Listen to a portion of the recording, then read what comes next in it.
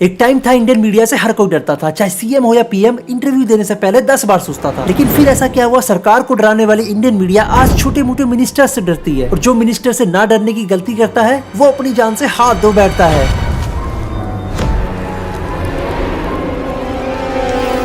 कहानी की शुरुआत होती है सन 2014, जब पहली बार मोदी गवर्नमेंट पावर में आई। पावर में आते ही बड़े बड़े ब्यूरोक्रेट्स और उनके मिनिस्टर को इंस्ट्रक्शन दे दिए गए, अब आप जिस भी न्यूज चैनल्स में जाओगे हमसे पूछे बिना नहीं जा सकते। मतलब जो मिनिस्टर पहले अपनी मर्जी से किसी भी न्यूज चैनल में जा सकते थे, प्रेजेंट हो सकते थे, अब उनको ऊपर से परमिशन लेनी पड़ेगी। और 2019 के इन्वेस्टिगेशन रिपोर्ट के हिसाब से इनके ऊपर ये भी एलिगेशन लगे 2014 में जो भी न्यूज चैनल गवर्नमेंट के खिलाफ, स्पेशली अमित शाह, नरेंद्र मोदी के खिलाफ खबरें चलाने की कोशिश कर रहा था, उनके एडवर्टीजमेंट को रोक दिया जाता था। और किसी भी न्यूज चैनल को चलाने के लिए, स्पेशली एक मेन स्ट्रीम मीडिया हाउस को चलाने के लिए, गवर्नमेंट एडवर्टीजमेंट सबसे बड़ा फैक्टर होता है। और इस गवर्नमेंट एडवर्टीजमेंट को रोक दिया जाए तो सैकड़ों लोगों की नौकरी खतरे पे आ जाती है, पूरा पूरा न्यूज चैनल बंद हो जाता है। मतलब ये एक ऐसा सेंसरशिप है जो अनएथिकल तो है ही, लीगल भी है और सबसे ज्यादा पावरफुल भी। और इसी सेंसरशिप के कारण काफी सारे मीडिया हाउस ने सरकार के आगे घुटने टेक दिए। उन्होंने सरकार से हार मान ली और ये फैसला किया अब वो सरकार के खिलाफ खबरें नहीं चलाएंगे, और चलाएंगे भी तो काफी मॉडरेट लेवल पे चलाएंगे। और कुछ एलिगेशन ऐसे भी लगे मोदी गवर्नमेंट पे, जिसमें बताया गया मोदी गवर्नमेंट उन लोगों को गिरफ्तार करवा देती है या फिर उनके घर पे छापे पड़वा देती है जो उनके खिलाफ खबरें चला रही है। एग्जांपल के लिए बीबीसी इंडिया ने 2023 में एक खबर चलाई थी जिसमें उन्होंने 2002 के गुजरात राइट के बारे में बात की थी, और उसमें मोदी गवर्नमेंट के काफी सारे नेताओं के नाम लिए थे। The report on the Gujarat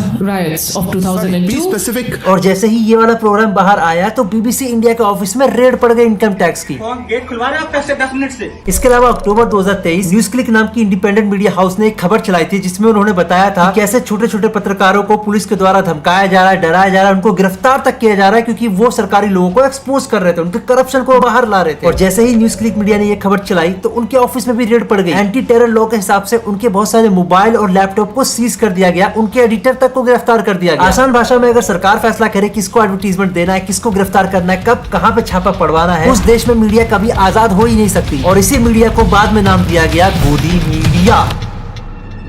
लेकिन अभी भी काफी सारे ऐसे न्यूज चैनल्स थे जिनको कंट्रोल करना सरकार के बस की बात नहीं थी। काफी सारे ऐसे एंकर्स थे जो जब देखो तब सरकार को पेलने की बात करते थे, करप्ट मंत्रियों को पेलते रहते थे। लेकिन फिर एंट्री होती है सरकार के बहुत ही खास दोस्त माने जाने वाले बड़े प्लेयर्स की, अनिल अंबानी तो करीब मुकेश अंबानी और अडानी की। और जैसे ही इन दो प्लेयर्स की एंट्री होती है अब मीडिया के अंदर पूरी तरीके से खलबली मच जाने वाली थी, क्योंकि मुकेश अंबानी आते ही 4000 करोड़ की इन्वेस्टमेंट करते हैं और पूरा का पूरा नेटवर्क 18 के न्यूज चैनल्स को खरीद डालते हैं। और जैसे ही मुकेश अंबानी नेटवर्क 18 के सारे चैनल्स को खरीदते हैं, नेटवर्क 18 के काफी सारे पत्रकार, काफी सारे एंकर्स अपने चैनल से इस्तीफा दे देते हैं। लेकिन मुकेश अंबानी के इस कंट्रोल के बाद अभी भी एक ऐसा न्यूज चैनल था जो सरकार से डायरेक्ट सवाल कर रहा था, करप्ट मंत्रियों को एक्सपोज कर रहा था, और वो चैनल था एनडीटीवी। एनडीटीवी भी बिक गया। आपके पास अडानी का जहाज है, पैसा है, ताकत है, सब है, तो आप ही बनाएंगे ना कोई। एनडीटीवी ने 2014 के बाद खूब कोशिश की सरकार पर डिपेंडेंट ना रहने की और वो सब कुछ करने की जो एक इंडिपेंडेंट मीडिया करता है, जो कि एक अच्छा मीडिया करता है। बट अनफॉर्चुनेटली 2022 में अचानक से एंट्री होती है अडानी की, जो बहुत सारे शेयर्स ले लेते हैं एनडीटीवी चैनल्स के, और इसी के साथ सारा का सारा एनडीटीवी का कंट्रोल चला जाता है अडानी के हाथ में। और जैसे ही एनडीटीवी का कंट्रोल अडानी के हाथ में जाता है, एनडीटीवी के मेन एंकर्स इस्तीफा दे देते हैं। और इसी तरीके से 2022 में अब सारा का सारा मेन स्ट्रीम मीडिया या तो गवर्नमेंट से डरती थी, या तो गवर्नमेंट के खिलाफ खबर नहीं छापती थी, या तो उसको बहुत ही बड़े बड़े कॉर्पोरेट के द्वारा कंट्रोल किया जाता था। और जो छोटे मोटे इंडिपेंडेंट मीडिया बचे हुए थे उनके जर्नलिस्ट के ऊपर या तो अटैक हो जाता था या तो उनको मार दिया जाता था। मतलब आज के टाइम पे कोई इंडिपेंडेंट मीडिया का जर्नलिस्ट किसी मंत्री को एक्सपोज करे, चांसेस है उसकी जान को खतरा रहेगा, और चांसेस ये भी है कि उसको मार भी दिया जाएगा।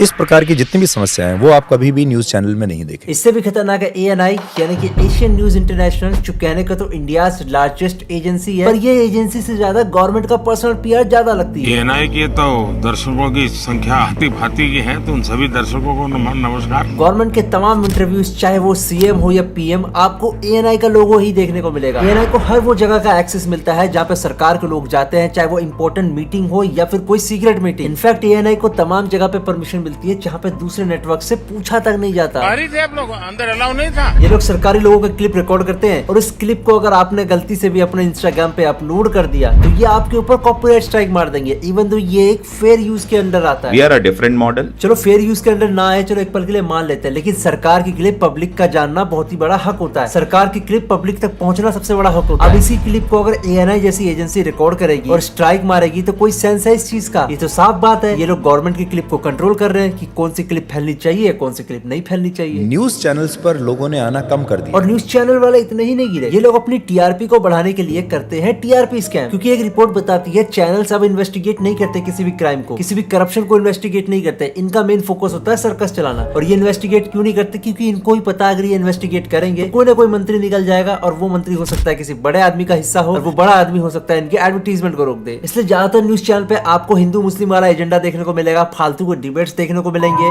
I can't shout over you. I'll tell you why. आपने हिम्मत कैसे की ऐसे सवाल पूछने की? I'm not yelling at you. I'm talking about Mr. McAdams. Audio बंद करिए इनका।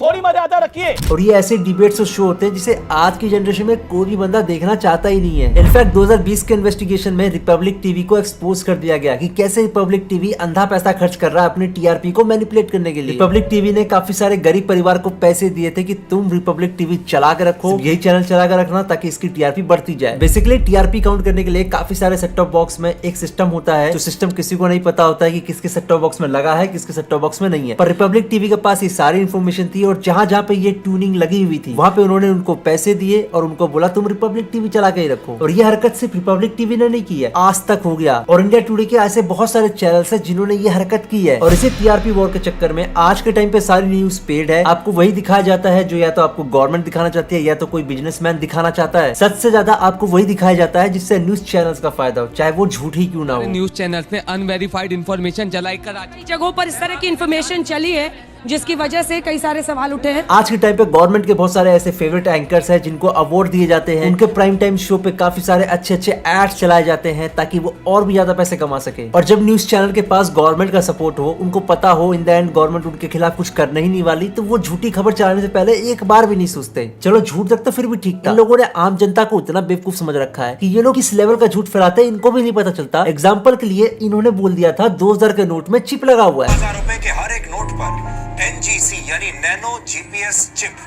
लगा हुआ हो। जब डिमोनेटाइजेशन आई थी तो 2000 के काफी सारे नोट्स आए थे, तो उस समय बहुत ही बड़े बड़े एंकर्स, बहुत ही बड़े बड़े न्यूज चैनल ने ये सेम अफवाह फैलाई। अब आप इससे अंदाजा लगा सकते हो इन एंकर्स का IQ कितना है, इनके पास कितनी नॉलेज है टेक्नोलॉजी की। और जब ऐसे एंकर प्राइम टाइम पे हो तो सोच लो देश का भविष्य क्या हो सकता है। ये लोग लोगों को कितना ज्यादा बेवकूफ बनाते हैं। इससे एक और चीज पता लगती है, जब न्यूज चलाने वाले ऐसे पढ़े लिखे एंकर्स का IQ ये है, तो सोच लो इन न्यूज चैनल्स को देखने वाले ज्यादातर लोगों का IQ कितना ज्यादा होगा। न्यूज चैनल दिखा क्या रहे हैं? इसके अलावा जब भी कभी इंडिया वर्सेस पाकिस्तान का वॉर होता है या फिर हमारे इंडियन आर्मी इन्वॉल्व होती है, तो ये लोग यहाँ पे भी बढ़ा चढ़ा के खबरें दिखाते हैं, बढ़ा चढ़ा के जबरदस्ती वाली देशभक्ति दिखाते हैं, बहुत ही गलत डेटा दिखाते हैं। कभी ये लोग इजराइल की वीडियो चला के ये बता देंगे देखो ये इंडिया की वीडियो है और इंडिया ने पाकिस्तान पर अटैक किया है। कभी ये झूठी खबरें चला देंगे इंडिया के द्वारा 300 टेररिस्ट को मार दिया गया। इन घोड़ों ने सोशल मीडिया पे अवेलेबल AI क्लिप्स की वॉर को भी असली फुटेज बता के पब्लिक किया है। इसके अलावा एक और एंकर है जो आज के टाइम पर तो बहुत ही ज्यादा बेवकूफ लगता है, लेकिन एक जमाना था इस एंकर से हर कोई डरता था। योगी आदित्यनाथ ऐसे अनपढ़ व्यक्ति हैं, somebody should tell Yogi Adityanath to get his mental balance checked. Thank you very much. बहुत बहुत धन्यवाद. Thank you so much for joining me, योगी। इसके अलावा है अंजना ओम कश्यप, जहाँ भी जाती है गाली खाती है, और आज के टाइम पे ये बहुत ही ज्यादा पॉपुलर गोदी मीडिया बन चुकी है। और पता है न्यूज एंकर्स की सबसे बड़ी दिक्कत क्या है? आज के टाइम पे ये न्यूज नहीं दिखाते, आज के टाइम पे ये रूलिंग पार्टी को डिफेंड करते हैं। इनफैक्ट कहीं पे भी डिबेट हो रहा होता है ना, और ये दिख जाए सामने वाला कांग्रेस का या फिर आम आदमी पार्टी का है, तो एंकर उसको डिफेंड करेगा। कि मोदी प्रेस कॉन्फ्रेंस नहीं करते। मेरा प्रश्न है कि एक प्रेस कॉन्फ्रेंस में कितने पत्रकार होते हैं? 50, 60, ज्यादा से ज्यादा 100? क्या सभी सवाल पूछ पाते हैं? जवाब है नहीं। तो हम पूर्ण विश्वास के साथ कह सकते हैं कि हमारे आदरणीय प्रधानमंत्री श्री नरेंद्र मोदी जी ने, मुझे आप गोदी मीडिया कह रहे हैं। और एक टाइम हुआ करता था एंकर अनबायस होकर सबको सुनता था, बारी बारी से जो गलत होता था उसको जवाब देता था। पर आज के टाइम पे ऐसा बिल्कुल भी नहीं होता। इन लोगों की झूठी खबरों से किसी की जिंदगी बर्बाद हो जाए ना, उनको घंटा फर्क नहीं पड़ता। ये लोग मीडिया ट्रायल इस तरीके से कर देते हैं कि सामने वाले की इमेज तो पूरी तरीके से खराब हो ही जाती है। लेकिन थैंक गॉड आज के जमाने में कोई भी न्यूज चैनल पे भरोसा करता नहीं है। लेकिन आज से 5-10 साल पहले इनकी पावर इतनी थी कि अगर ये किसी के खिलाफ झूठी खबर चला रहे हैं तो उसकी जिंदगी, उसका समाज में नाम खराब होना तय होता था। ऐसे बहुत सारे केस है जब एक लड़की किसी लड़के पे झूठा रेप केस लगा देती है, ये मीडिया सवाल पूछने के बजाय उस लड़के को पूरी तरीके से एक्सपोज करने की कोशिश करती है, झूठे झूठे सबूत बनाती है, खुद से ही कहानी बनाने लग जाती है। और इससे होता क्या है, उस लड़की की जिंदगी बर्बाद हो जाती है। उसके आसपास के लोगों को यही लगता है कि अगर न्यूज चैनल्स में ये सब दिखाया जा रहा है तो सच ही दिखाया जा रहा होगा। फार्मर प्रोटेस्ट के दौरान भी न्यूज चैनल्स ने किसान के आंदोलन को खालिस्तानी प्रोटेस्ट करके सम्मानित किया। इनके हिसाब से एक पंजाबी इंसान या फिर सिख इंसान सरकार के खिलाफ आवाज उठाता है या फिर उनके खिलाफ प्रोटेस्ट बोलता है तो उनको खालिस्तानी बोल दो। चलो मेन स्ट्रीम मीडिया तो कवर करने की कोशिश नहीं कर रही थी। जो छोटे मोटे मीडिया चैनल्स फार्मर प्रोटेस्ट के दौरान पे फार्मर से सवाल कर रहे थे या फिर उनके पीओवी को दिखा रहे थे, उनको अरेस्ट तक कर लिया गया, उनके ऊपर झूठे झूठे चार्जेस तक लगा दिए गए। मतलब एक चीज साफ है, अगर आप सरकार के खिलाफ प्रोटेस्ट करते हो तो आपको ये मीडिया चैनल्स बदनाम करने की कोशिश करेगी, आपको एंटी नेशनल करने की कोशिश करेगी। इससे भी काम ना चले तो आपको अरेस्ट करवा लिया जाएगा। इसके अलावा कश्मीर में जब आर्टिकल 370 आया था तो काफी लंबे टाइम तक वहाँ पे इंटरनेट गया हुआ था। वहाँ के आम लोग इंटरनेट को इस्तेमाल तक नहीं कर पा रहे थे, उनके पास प्रॉपर इंटरनेट सुविधा नहीं थी। लेकिन फिर भी इंडियन न्यूज चैनल ये दिखा रहे थे कश्मीर के हालात अब पहले से अच्छे हो चुके हैं, सब कुछ ठीक हो चुका है। और फिर से वही चीज, अगर कोई लोकल रिपोर्टर कश्मीर की खबर को एक्सपोज करने की कोशिश करता था या फिर कश्मीर की खबर दिखाने की कोशिश करता था तो उसको किसी न किसी तरीके से जेल भेज दिया जाता था। और इन लोगों की हरकत सिर्फ यहीं तक नहीं रुकती, जब इलेक्शन आने वाले होते हैं तो ये लोग फेक एग्जिट पोल चलाते हैं। एग्जिट पोल के टाइम पे ये लोग इस तरीके से दलाली करने लग जाते हैं ना गवर्नमेंट की, जैसे इनसे बड़ा स्वीट इंसान ही कोई नहीं दुनिया में। कौन है वो जो आपके मस्तिष्क के, दिमाग के, दिल के करीब? आपका बेस्ट फ्रेंड फॉर लाइफ कौन है? BFF। चलो जेन जी जनरेशन आपसे पूछना चाहती है, आपका कोई बेस्ट फ्रेंड है? नरेंद्र मोदी का कोई बेस्ट फ्रेंड है? BFF, best friend for ever.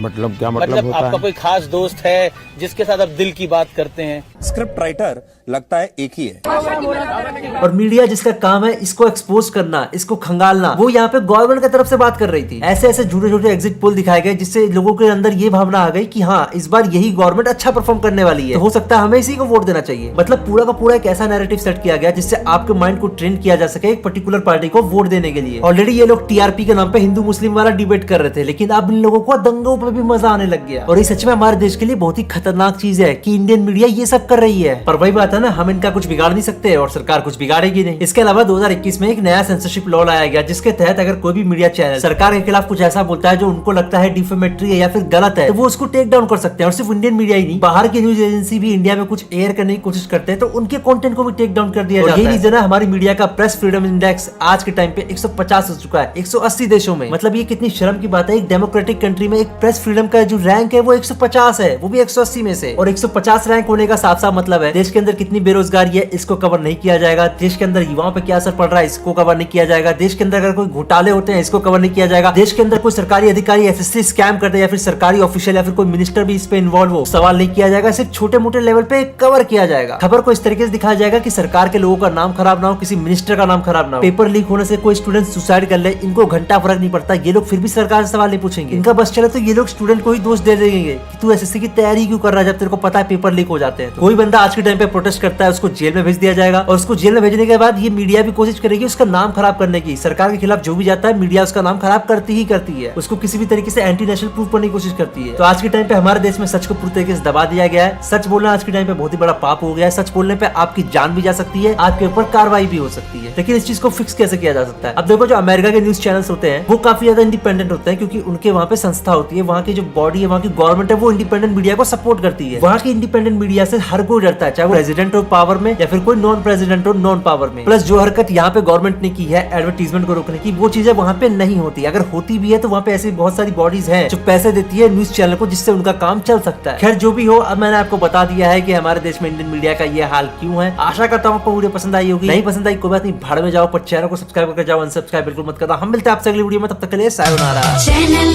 पे झूठी देशभक्ति पर नहीं पूछे कोई सवाल, बेशर्म है भड़वे है दलाल, क्योंकि पापा ने किया माला माल। मेरे लिए गांजा लाओ, चरस लाओ, MDMA लाओ, एक्सक्यूसी लाओ,